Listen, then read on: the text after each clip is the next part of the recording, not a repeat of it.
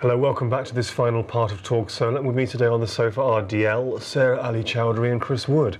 DL is a singer-songwriter, a huge fan of Carole King and owner of Igloo Studios in Fareham.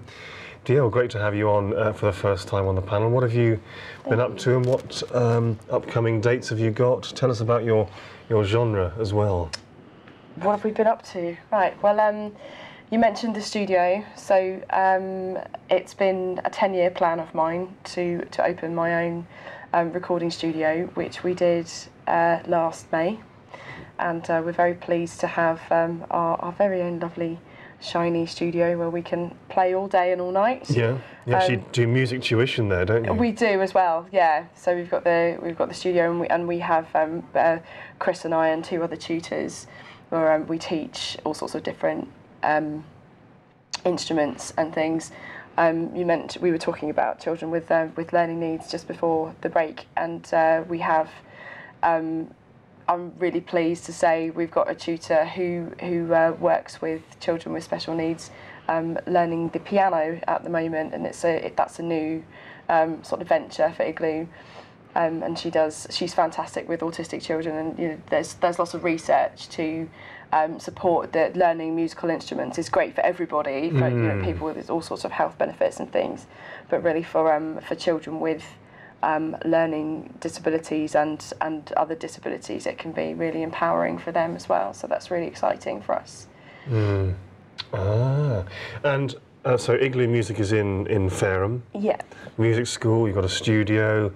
And what about your genre as a singer-songwriter? We know that you know Carole King is like an idol of yours. Yeah. What is your genre, would you say, or is it difficult to categorise? It is, and I think there's a couple of reasons for that. I think some of my older fans who remember this kind of folk pop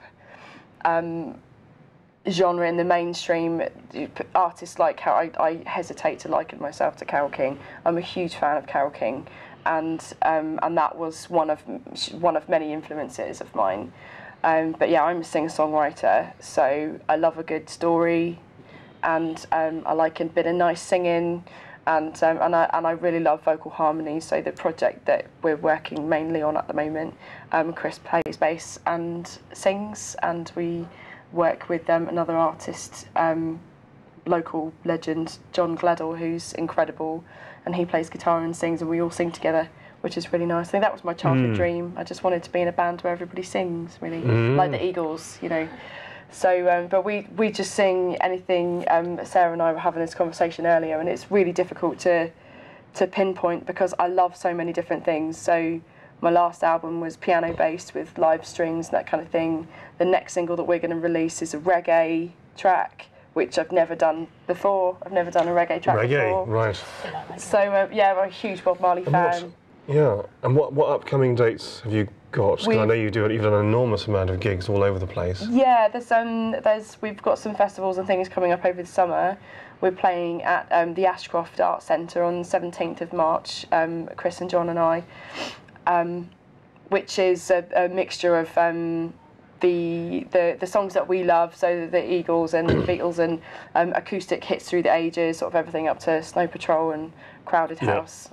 And some of our new original stuff, and we're also scoring for film at the moment as well. So Chris and I are composing for our film production company in LA, and we'll be performing some of the stuff that's going to be featured in the film. And as an entrepreneur, what's great is the niche of having your own music tuition school. That's great in Fareham, Igloo Music. Yeah, it's really good fun, and we work with all sorts of people. I personally specialise in working with adults learning for the first time. So I think when children learn anything, when you're at school all the time, you get into the routine of sort of learning, and it's a different experience for them. But for adults who perhaps never got the opportunity to learn to sing or to learn an instrument, it's a very different experience. So I specialise in that area. So we do a lot of things for adults as well. We've got a choir, we've got a band of the student band with bass player and guitarists and ukuleles and stuff as well, and it's a lot of fun. We spend a lot of time making a lot of noise. And, Now, and we're going to briefly touch on the disastrous X Factor auditions again, you know, at the end, right at the end of the show, because I know there were a few more points you had to make about that. But moving on to something completely different now, you know, most people in this country love curry. You know, what would our streets and towns be like without our Indian restaurants? You know, Indian food, something you know a lot about, Sarah, is well, it's British food, isn't it? It's part of our culture. Now, this curry crisis. What on earth is this? What's going on? I've just seen this term coined today, the curry crisis. And what's it got to do with Brexit? Well, it's not just Brexit. It's with immigration rules. So a few years back, some of the rules were changed, and a lot of the people who were working in Indian restaurants had to go back home to their homeland, India, Bangladesh, or wherever they were from, and it's left a lot of people here. With not such skilled chefs. Right. So the Indian catering industry is now experiencing extreme staff shortage. So I think there's something like 800 restaurants closed down in the last year. No. And it's going to keep closing. Things are going to keep happening like that because there needs to be some sort of solution as to how it can be helped. Now, with the Brexit referendum and the, and the immigration rules, we can't bring people over from India or those places because the rules have changed completely. So there are, however, people who are already here, but they're not allowed to work. So I don't understand why, because it would mean that those restaurants that are closing wouldn't need to close if they were able to get a work permit and then go and cover those jobs. So what really trying to bring to people's attention is the crisis that we're actually in. This is a political issue now, isn't it? Because this is something that affects our high streets, you know, and this is a real. Like a curry? I love curry. What would happen if you couldn't get a curry? What would you do? No.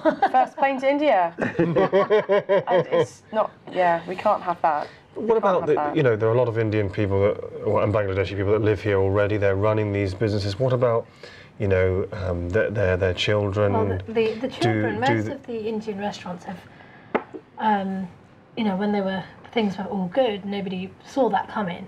Nobody saw that they were going to change rules and people were going to have to leave, and otherwise I think people would have prepared for it.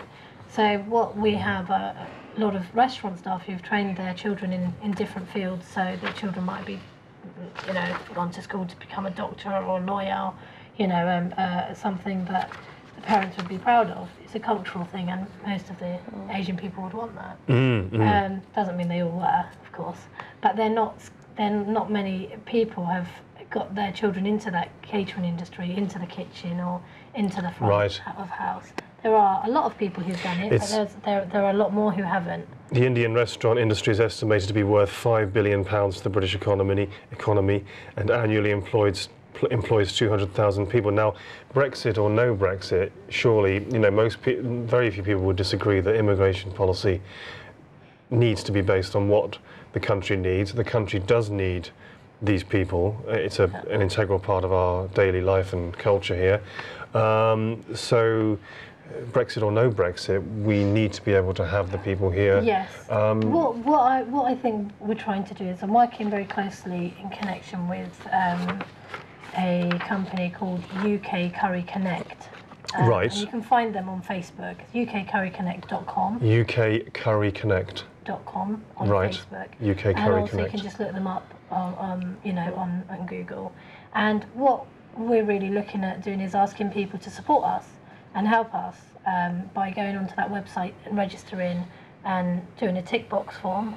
It means we can get more signatures on a list that will hopefully allow us to give the people who are already here some opportunity to work, because they're not working either and they're just sitting around. So get them in to do some work, get a work permit and get them in and train them up and make use of what we have here.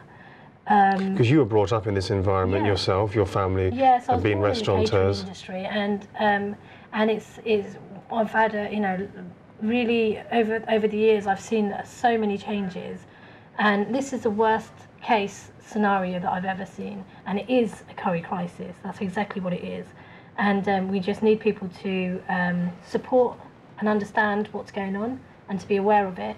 So if people can go onto the UK Curry Connect site and have a look, that would be brilliant. The curry crisis. I'd never heard of this. This is bad news. This is exactly it. I mean, you're not aware. Almost as important as Chinese food would be the same, wouldn't it? Most people do like a bit of Chinese now and again.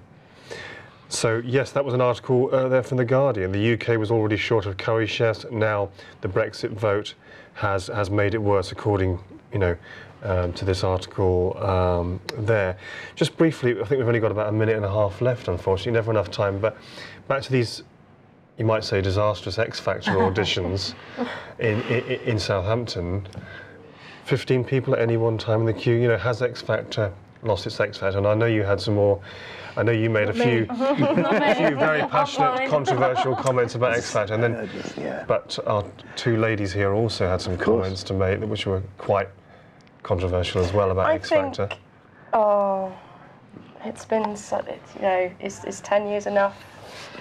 That I think I, as you mentioned earlier, teach singing, and I do sadly come across. We've got a whole generation of young boys and girls now who don't know any different, and they think that this is the only path into the X Factor didn't exist when I was a teenager, and that they think it's the only pathway into the music industry, and that's just not the case. It's not the only way.